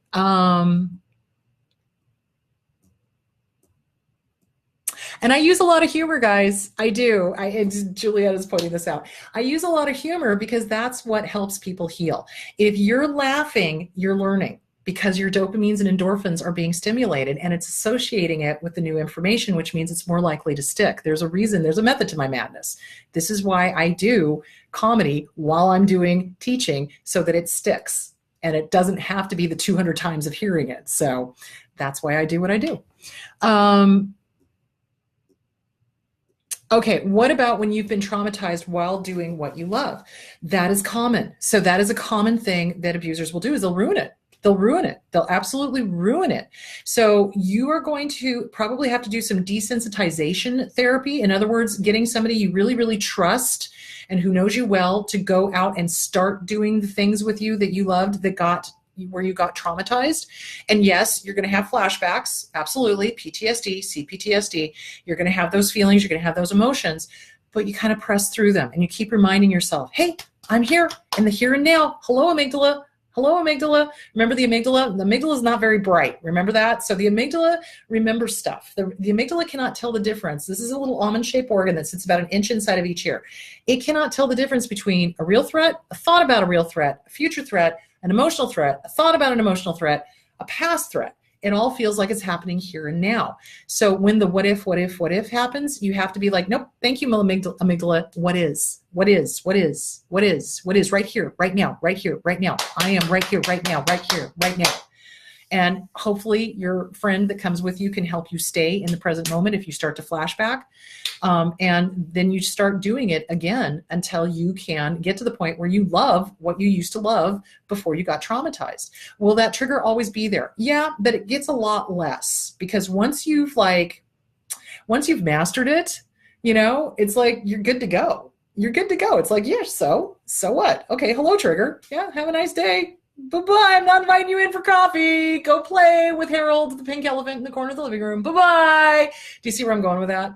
So yeah, it'll get less, but it takes practice. It takes practice, and it takes consciousness, and it takes desensitizing yourself to the situation. And so you may kind of do baby steps up to it and then back off. And then you may do baby steps up to it and back off. And that may take you a while until you're able to finally do whatever hobby or thing that you were doing in which you got traumatized. So yeah, gentle with you. Baby steps, baby steps, baby steps. Is it possible for the abuser to intentionally hurt themselves so that you stick around, so to speak? Abso-fucking-lutely. Yes. As soon as they know that you are thinking about leaving, as soon as they know that you are done with their bullshit, they will suddenly become terminally ill. They'll suddenly have cancer. They'll suddenly need a colonoscopy. They'll suddenly have heart issues. They'll suddenly break their leg. They'll suddenly, all sorts of stuff. So yeah, they do, because they want you to feel fear, false evidence appearing real, obligation. Oh my God, I have to take care of them. Guilt. Oh my God, what kind of person am I if I leave them now? Well, you're a healthy, normal, sane person that's trying to get the fuck away from an abuser. So yeah, and they do that. They absolutely use that to try to keep you. You betcha. Yes, my mother told me to laugh out loud, and one neighbor that said I was too sensitive. Yeah, you're not too sensitive. Laughing out loud is great. Devil runs from laughter. Trust me on that one. You just be you. You just be the joie that you are, the joy that you are. Go be you. Laugh, love, live well. That's the best revenge. You want to get revenge on your abusers? Live well. Have a good life. Have fun. Okay, still waking up from intense, terrible nightmares where we're still in the relationship. That's normal. That's part of PTSD. And when I wake up, I am in a triggered state. How can I self-soothe after a nightmare about the narcissist? That's going to happen, guys. That is absolutely going to happen. It's kind of the same thing as having a drug dream. So when we quit a substance of any kind, whether it is person or whether it is a substance, we will have drug dreams. And sometimes in the drug dreams, it's super pleasant and it's like, oh, that was so great. And boy, I miss out and da-da-da-da-da. And then that triggers the person to go use. That often happens in recovery, you bet. Or more often, if you're healthy and you're further along in recovery, you have a drug dream, you think about that substance or that person or whatever, and you wake up in a cold sweat going, oh God, okay, wait a minute, okay, all right, whoa, that was a dream. Okay, I'm fine, I'm okay, I'm okay, I'm safe, everything's fine, I'm gonna breathe, I'm gonna hold my breath, okay, everything's fine, I'm gonna take a deep breath, everything's good. This person cannot harm me anymore. Why? Because I say so. I will not allow it. This drug is not allowed in my life. I'm okay. I'm safe. And then if you need to, pick up the phone and call a trusted friend, which is just like in AA, you pick up the phone and you call your sponsor. Holy shit, dude, I just had a fucking drug dream where I drank an entire bottle of tequila. What the fuck? Yeah, that's what you do. I had a drug dream. God, how many years ago now? It wasn't that long ago. It was probably about 2 years ago. And in the dream, I was drinking, and tequila and rum were my drugs of choice. And I woke up and I was like, oh, fuck. Was that real? Did that really happen? Wait a minute. Where was I? And I was drinking. Shit, did I just blow my sobriety? And then I had to roll over and look at John and go, oh no, wait, no, that didn't happen. Because they do. They feel very real. And this is just what a traumatized brain or an addicted brain will do. So when that happens, you self-soothe. You breathe and you take as many deep gulps of breath as you need to, and you go, I'm safe, I'm okay, everything's fine. No, that did not happen. And then you phone a friend. You pick up, you get your sponsor, whoever your sponsor is for healing from the abuse. And honestly, I recommend it. Get a buddy. Get a recovery buddy. You're recovering from abuse. Get an abuse recovery buddy. Somebody that you can call no matter what's going on, day or night, and be like, holy shit, we need to talk. Talk me off the ledge. Seriously, it's not a bad idea. Hoovering with money and presents from mom. Mom got all the money after my father passed. Yeah, they do that. They will use, it's the inheritance hoover is what it's called. If you don't do what I want you to do, I'm going to disown you. If you don't do what I want you to do, I'm not going to give you any of the money. You know what? It's not worth it. There's no amount of money on the face of the planet that is worth your sanity. There's not. Sorry. I don't care how many millions you're talking about. I would rather be dirt poor and happy. There you go. Boom. Shakalaka. All right. It's taking so much longer for his mask to slip with the new partner. They seem happy and going strong for 1.5 years. I can't date and it's been over 3 years. What if I'm the one who's messed up? Not even kidding. I feel so lost. So sweetie, get with a counselor. Get with a good counselor. Get with a good counselor. It's time for you to focus on you, not on them. It doesn't matter. It doesn't matter what they're doing. Stop being stuck. Stop allowing yourself to be stuck. That's what you're doing. And the reason is because you keep looking over here. You need to look here. You need to deal with you. Doesn't matter what they're doing. Let them go. It really, truly does not matter. What matters is you. What do you want?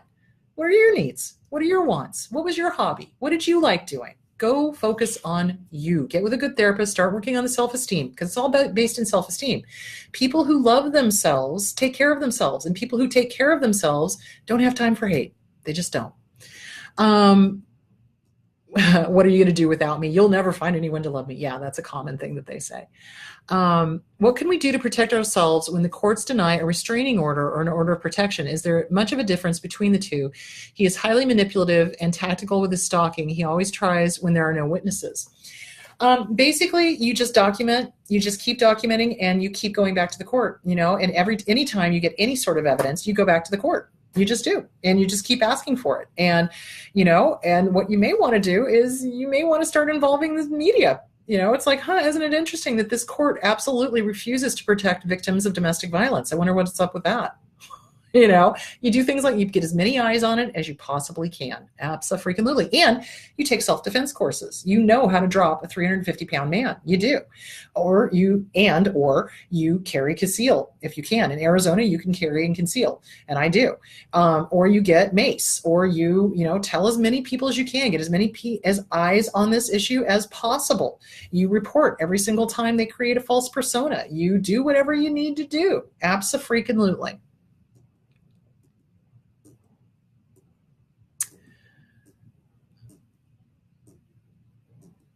All right. I still feel like the villain at times. Yeah, and they do. They twist everything. They take everything and they twist it so that it's all your fault.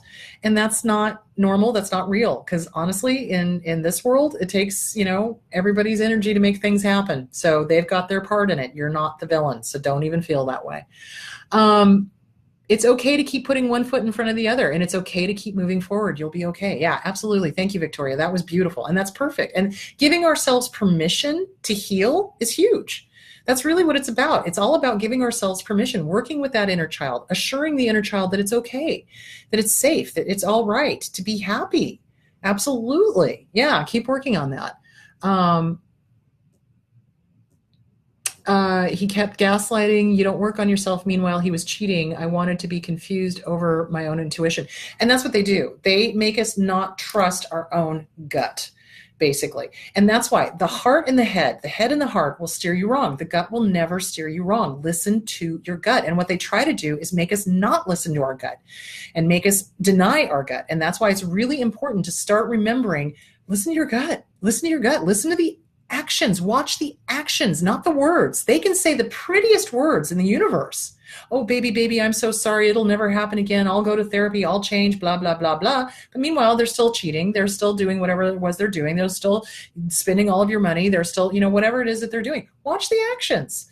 The actions will tell you who they are. And when somebody shows you who they are, believe them the first time.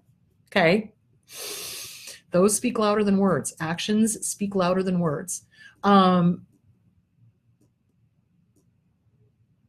Okay. Yeah. They will do things like suing everybody and their dog and thinking that the target of abuse is not going to testify. Absolutely.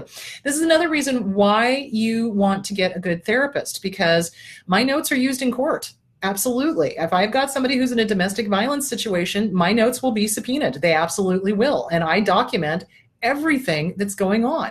And I will document, hey, there is signs and symptoms of Stockholm syndrome going on here. Hey, my client is terrified of this person and, is working on calling every single time the police or, the person violates the order of protection. Absolutely. So you want to get with a good therapist that can be your advocate. You betcha. Because, abusers love to think that they've got the upper hand and that you're terrified of them and that you're not going to do this and you're not going to do that and you won't take care of yourselves because you allowed yourself to be abused by them, and they think in their head that you're going to continue that. And the reality of it is when you have a chance to go to court, go. That's also another reason why it is vital to have a really good attorney that understands high conflict divorce. You want your therapist notes in there, and you want a damn good attorney to be there to hold your hand, to calm you down, and to let you know that you're safe and protected, because you are when you have a good attorney. So there you go. Yeah, go for it. Yeah, they think that we won't testify. They think that we won't call. They think that we won't do anything. And the reality is, yeah, we will. So the important thing is that you're in the now and you know now, and to keep doing something positive every day with yourself. Yes, Diane, absolutely. Okay. All right. I didn't go no contact and it screwed up my life big time. Now I'm out dealing with it, the fallout, but I'm okay now. Good. Oh, honey, I'm glad you're okay. That's good. Yeah, no contact is really the only way to do it. And when you go no contact, I mean no contact. I mean, like, you cut off every avenue that they could possibly contact you on. That means social media. That means phones. That means, toxic friends, flying monkeys. You get rid of them all. You just get rid of them all.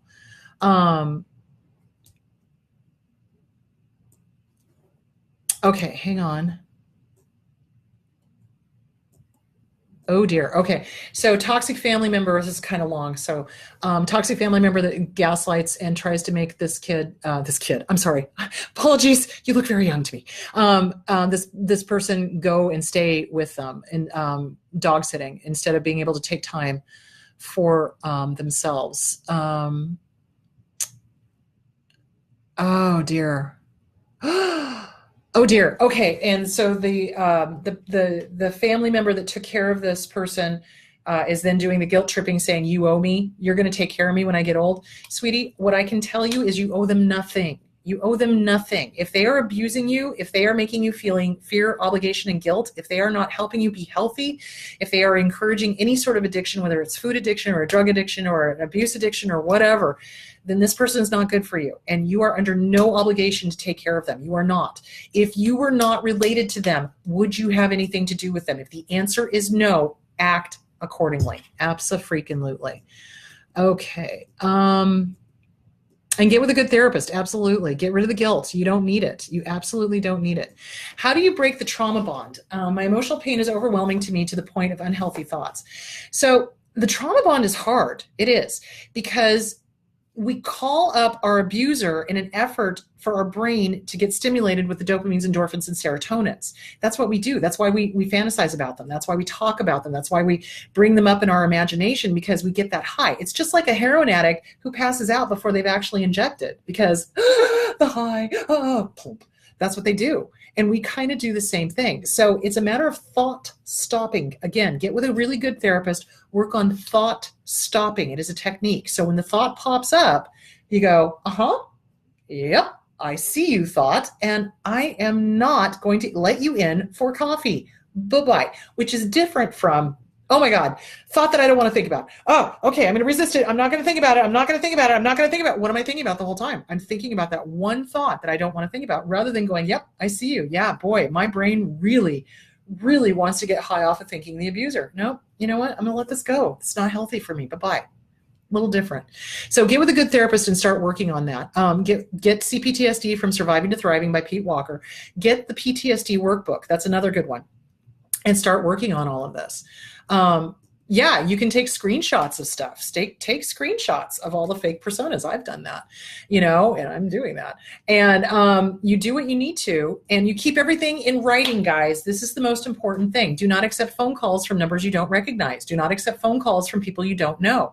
You want to force the abuser to put everything into writing. Why? Because it's easier to catch them. So that's what you do. Okay. Do they come back even after the discard or having a new supply? They can. So if their new supply is not quite doing what they want them to do, or if they need to triangulate and make the new supply jealous, yeah, you bet. They will come back and try to hoover you. Be aware. Be aware. Once you've gotten them out. I love that Ida Lupa song. Ida Lupa, is that her name? Dua Lipa song, where it's like, I've got new rules. I got new rules and I count them. And one of them is, if he's over you, if you're under him, you're not over him. I loved that. I was like, oh my God, that is like the coolest thing ever. And then she talks about, don't let him in. He's only drunk and horny. Don't let him in. Don't pick up the phone. Don't, it's a great song. Dua Lipa, I think, is the name of it, but it's a really good song. Okay. The good tribe will come. Yeah, it will. As you get healthier and recognize your own value and your own worth, you won't put up with this shit anymore. You just won't. I haven't. I'm in recovery from BPD. I don't take offense to what you have to say because it really helps me stay away from malignancy. Oh, good. Victoria, you go, girl. We're all just walking each other home, guys. We are all just walking each other home. This is it. We are all just walking each other home. The only people we're not walking home are the abusers. So Victoria, good for you. Keep working on you. Just go. Work on you. Be good to you. And that's awesome. Good job. I'm so proud of you. I'm so proud of all of you. You guys are just doing really well. And I'm really proud of you all. And so educate, turn around and educate.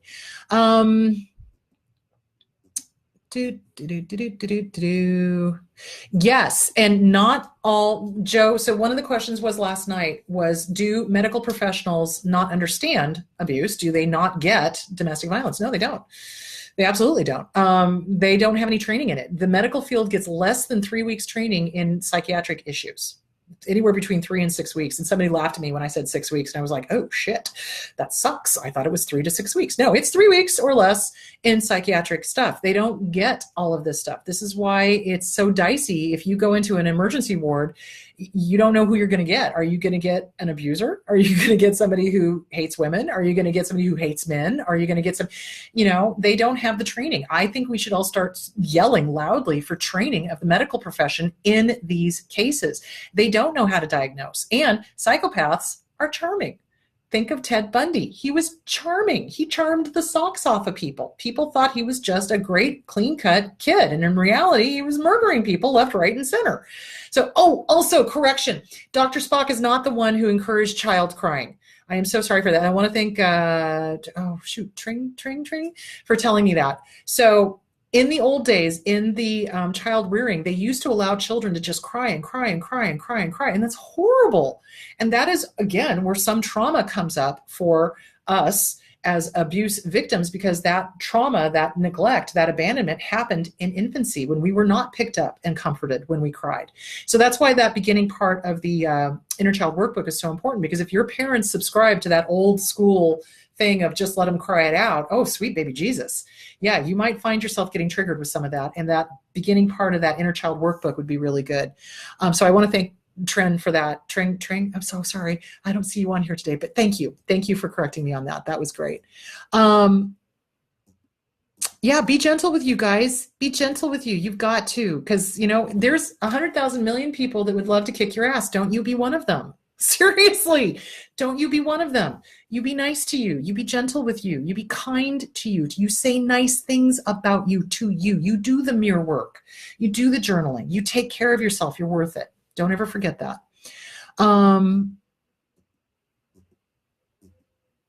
There is a genetic connection. Cheryl, I don't know what it is because I am not a neuroscientist. I am an LPC, licensed professional counselor.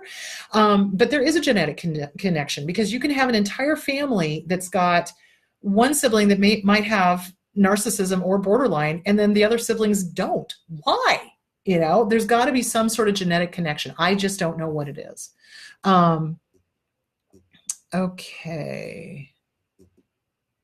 What is the difference between a narcissist and a psychopath? So there is no definition of psychopath in the DSM-5 because remember, this is just kind of like a guideline. It's kind of like, okay, do they fit into one of these categories over here? So let me give you the layperson's term.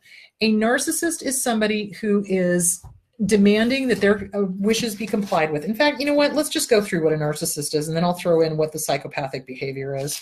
Personality disorders. All right. 669. Okay. All right. Hang on. Here we go. All right. Pervasive pattern of fantasy of grandiosity in fantasy or behavior, a need for admiration, a lack of empathy beginning by early childhood or early adulthood and present in a variety of contexts as indicated by 5 or more of the following. Has grandiose sense of self-importance, exaggerates achievements and talents, expects to be recognized as superior without commiserating achievements. Is preoccupied, number 2, is preoccupied with fantasies of unlimited success, power, brilliance, beauty, or ideal love. It's got to be perfect, got to be perfect, got to be perfect. Number 3, believes that he or she is special and unique and can only be understood by or associate with other special or high status people or institutions. Number 4, requires excessive admiration. Number 5, has a sense of entitlement, unreasonable expectations of especially favorable behavior or automatic compliance with his or her expectations. Is number 6, is interpersonally exploitive, takes advantage of others to achieve his or her ends. Number 7, lacks empathy, is unwilling to recognize or identify with the feelings and needs of others. Number 8, is often envious of others or believes that others are often envious of them. Number 9, shows arrogant, haughty behaviors or attitudes. That's narcissism, according to the DSM-5. Psychopath is somebody who believes the laws do not apply to them. Okay, we're talking Ted Bundy. We're talking serial killers. We're talking about people who believe that they can violate orders of protection and nothing will ever happen. They've got that magic thinking. So that's that psychotic thinking, like really psychotic thinking, like I can do whatever I want and nobody's going to do a damn thing. That's psychotic. There's consequences. So usually people that have that particular issue usually have some sort of oppositional defiance disorder when they're younger. They show antisocial personality disorder. So it's now psychopathy has been kind of rolled into antisocial, meaning the laws don't apply to them. All right, let's look at antisocial personality disorder, shall we? Might as well. What the heck? The question was out there. All right, 659. Okay, 659. Boop. Boop, boop, boop. Sorry, guys. 659. Okay. Antisocial personality disorder, a pervasive pattern of disregard and violation of the rights of others, occurring since age 15 as indicated by 3 or more of the following. 1, failure to conform to social norms with respect to lawful behaviors as indicated by repeatedly performing acts that are grounds for arrest. Hello? Number 2, deceitfulness, as indicated by repeated lying, use of aliases, or conning others for their personal profit or pleasure. Number 3, impulsivity or failure to plan ahead. Number 4, irritability and aggressiveness, as indicated by repeated physical fights or assaults. Number 5, reckless disregard for the safety of self or others. Number 6, consistent irresponsibility, as indicated by repeated failure to sustain consistent work behavior or honor financial obligations. Number 7, lack of remorse, as indicated by being indifferent to or rationalizing having hurt, mistreated, or stolen from another. Number B, the individual is at least 18 years old. C, there is evidence of conduct disorder with onset before age of 15. D, the occurrence of antisocial behavior is not exclusive during the course of schizophrenia or other disorders such as bipolar. Those are those. So good question. Thank you for asking that. Okay. Ow, ow, ow, ow, ow, ow, ow. Okay. Hope that answered your question. Can a person be too old to start the healing? Never. Never. You are never too old. I have got 80-year-olds contacting me going, thank you for your videos, Chris. Oh my gosh, I get it. This is awesome. I've started working on the self-esteem workbook. 80-year-olds, guys. It's never too late. It is never too late. It is never, ever, ever, ever, ever too late. Absolutely. Okay. Even if you're 60-ish, even if you're 70-ish, even if you're 80-ish, absolutely. You start working on you, you go. You frickin' go. Good job. Okay. All right. Being sensitive is a wonderful gift. It really is. My ex's eyes would get black and empty. Oh yeah, that's called the psychopath stare, especially when they were drunk. It's called the psychopath stare. I don't know if we can attribute it to demons, but I'm sure a lot of us would. But it's called the psychopath stare. It's just a way to look through somebody and really freak them out. Okay.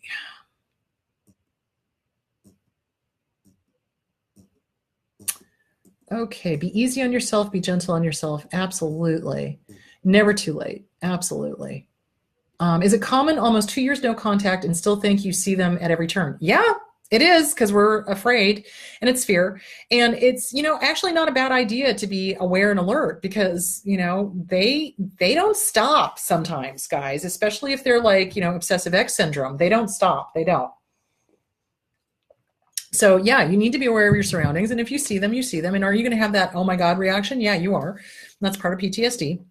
And it's totally normal. Totally normal. I just want to validate, girl, totally normal. Totally normal. Okay. Yeah, it's healthy caution, and it can become unhealthy caution if we allow it to progress into fear and allow it to progress into agoraphobia, where we do not leave our house. Okay, let's see. What if you're abusive yourself and your own worst enemy? So we oftentimes think that we're the abuser. We're not, because let me tell you something. Abusers are not introspective. They do not care if they are harming somebody else. We do. So you're not the abuser. You may be your own worst enemy, but you're not the abuser. And really the way to start working on that is to work on your self-esteem and to work on surrounding yourself with healthy individuals who see you for the little shining bundle of light the universe has given us. You are a wonderful person. You just don't know it. So you're not this horrible, awful, terrible person. You're not. You think you are. You're not. Surround yourself with good people. Get with a good therapist. Work on self-esteem. Work on PTSD. Do it, because you're worth it. You're abso-freaking-lutely worth it. Absolutely. Okay. Yeah, you're not crazy, and maybe you do need to move. If you're around family members that are making you feel obligated, maybe it's time to go. Absolutely. If that would help you find yourself, then do it. Absolutely. Do I have a website that lists all the books? I will make sure that Rodney puts the books on the Facebook page. I had them on there somewhere and I had them pinned to the top, but then I had to take it down because I'm doing all the book stuff. So I'll put up all of the books in a post and I'll have it up there sometime today. Okay, let's see. Is practicing no contact in neutral many situations weird? I'm doing it micro and macro. No, it's normal because we play with stuff to figure out how it works. It takes practice to do gray rock. It takes practice to go no contact. Absolutely, because there's always that urge to contact. My ex lied to me about the girl he's currently seeing. I know he's with her. Why doesn't he just own up to it? Because then he'd have to own up to a whole lot of other stuff. They don't take personal responsibility. They don't. They just don't. I just want to sleep since I've had all this awareness. That is normal. So guys, healing from this is exhausting. It is. It is like running a marathon in mud with army boots on. backwards. It is. So you got to be really gentle with you. If you need to sleep, sleep. And some of that might be depression. So I want you to keep an eye on that, Lorraine. Make sure that it is not clinical depression setting in. It is depressing. It is hard work. It is lonely. It is frightening. It is. But you're not alone. You've got an entire tribe here who's right there with you. We have all been there, done that. Reach out. Reach out. Support each other. Find your tribe. Find people that understand. Find people that get it. Find a therapist that gets it. Abso-freaking-lutely. Okay, and do take care of yourself. Rest, relax, sleep. Get with a good naturopath. Work on your gut bio. Do stuff that takes care of you. Do stuff that will recharge your batteries, because probably you're suffering from adrenal fatigue. You're probably wiped out because of all of the fighting you've had to do to save yourself. Yeah, it's exhausting. Be gentle with you. Be gentle with you. Okay, let's see. Yeah, people don't want to recognize that there are that many abusers in the community. Absolutely. The big question is are they capable of love? No, they are not. Absolutely. Do they love others? No, they are not. They do not. They absolutely do not have the capability. They pretend and they mirror. They mimic like an alien. They can pretend to be human. They can pretend to have emotions. They can pretend to love, but they don't really, because you don't say the things that abusers say. You don't do the things that abusers do. You don't harm the way abusers harm. You just don't. There's no love there. There isn't. They mimic it, but no, they cannot love. They cannot love. It's not in their wheelhouse. It's not there. That there is not there. The love cog, the respect cog, the honesty cog, not there. They don't have it. Okay. Oh, good. I'm glad I could help. Thank you. And you're welcome. Okay. Oh, thank you, Carlita, for writing down the books. That's perfect. Thank you. Thank you. Thank you. Yeah, they think they're above the law.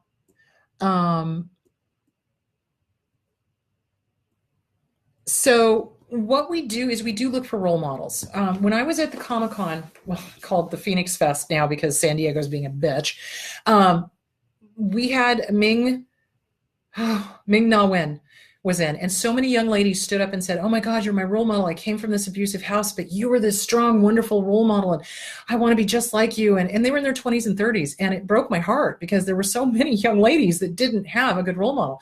When we have come from abuse, yeah, we have to look for role models. We do. We absolutely do. If they were not in our home, if they weren't readily available, yeah, we do look for role models. And yeah, sometimes that role model is a Disney character, because all these young ladies had watched Mulan and they loved how strong Mulan was and how she stood up for herself and how she, and so yeah, we do look for role models, and that's okay. Find your role model, find your mentor, find your sponsor, find somebody that can help you be the best you can be. Absolutely.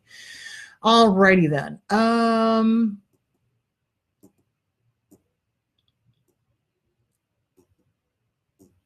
Yeah, narcissists are like sirens luring you to your death. You betcha.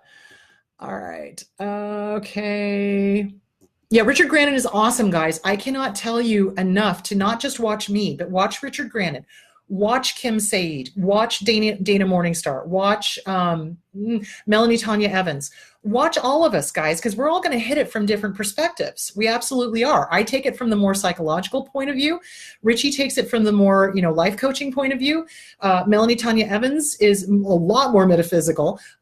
Sometimes she gets way out there, but she's a lot more metaphysical. And I love the stuff she does because it speaks to people that are really into that. So you find your tribe. If it's me, great. If it's Kim Sayed, great. If it's, Dana Morningstar, great. Watch all of us. You're going to get something out of it. It's going to be awesome. And it's going to be great. Okay. And I love Richie. He's just, love him. Okay. All right.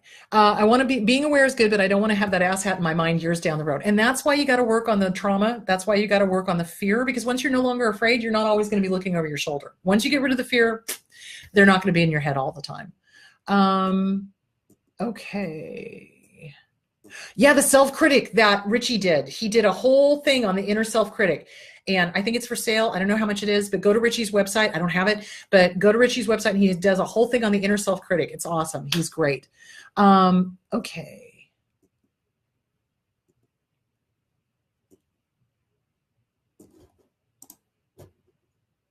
Okay, somebody's talking about fleas. So when we are with, and this is, Gemma, this is yours. So when we are with somebody who's abusive, we pick up fleas. We absolutely do. And we find ourselves behaving in ways that we wouldn't otherwise normally behave. Could that be another factor that, there's some traits of going on? Possibly, but it could also possibly be fleas that we've picked up from the abusers. So what I would encourage you to do is get with a good therapist. Let's work this through. Find a good DBT therapist, start working through it. Start squishing those fleas to make sure that they're not yours. And it's really easy to tell, because if you're concerned about harming somebody, generally you're not an abuser. Just to say. So yeah, start working on that and be aware of the fleas. Okay. Sleeping all the time because I don't want to think. Yeah, we tend to overthink, and we tend to give yourself a break. Also, not only do you need to go visit other people's websites and see what they're doing, but give yourself a break. You don't have to be educating yourself 24/7. And give yourself a break every once in a while. Allow yourself to smell the roses. Allow yourself to go find your hobby. Allow yourself to go do things that you really, really love. Okay. I love naps. I do. Okay. Can you ask a normal house doctor about adrenal fatigue? I don't know about that. Some Western medicine guys are into it, and some Western medicine guys will laugh you literally right out of the room because they're fucking narcissists themselves. So my recommendation is ask around. Ask other people who have had adrenal fatigue and ask them who their doctor is. That's a good way to do it. I personally like naturopaths. I like Brent Cameron over at Aurora Naturopathics in Mesa. He's awesome. So is Mary Recker. She's amazing too. So yeah, I like naturopaths for that. Are narcs often racist, sexist, etc.? Yes, they are. They hate. Their religion is hate. Their way of thinking is hate. Their way of doing things is hate. So they hate everybody. They hate men, they hate women, they hate Jews, they hate blacks, they hate Indians, they hate, Native Americans, they hate everybody. They hate everybody because that's what's in their wheelhouse is hate. The strongest power in the world is love. So let them have their hatred, wish them well. Thank you for showing us who you are, and we don't have to have you in our lives. Absolutely. All right. Okay.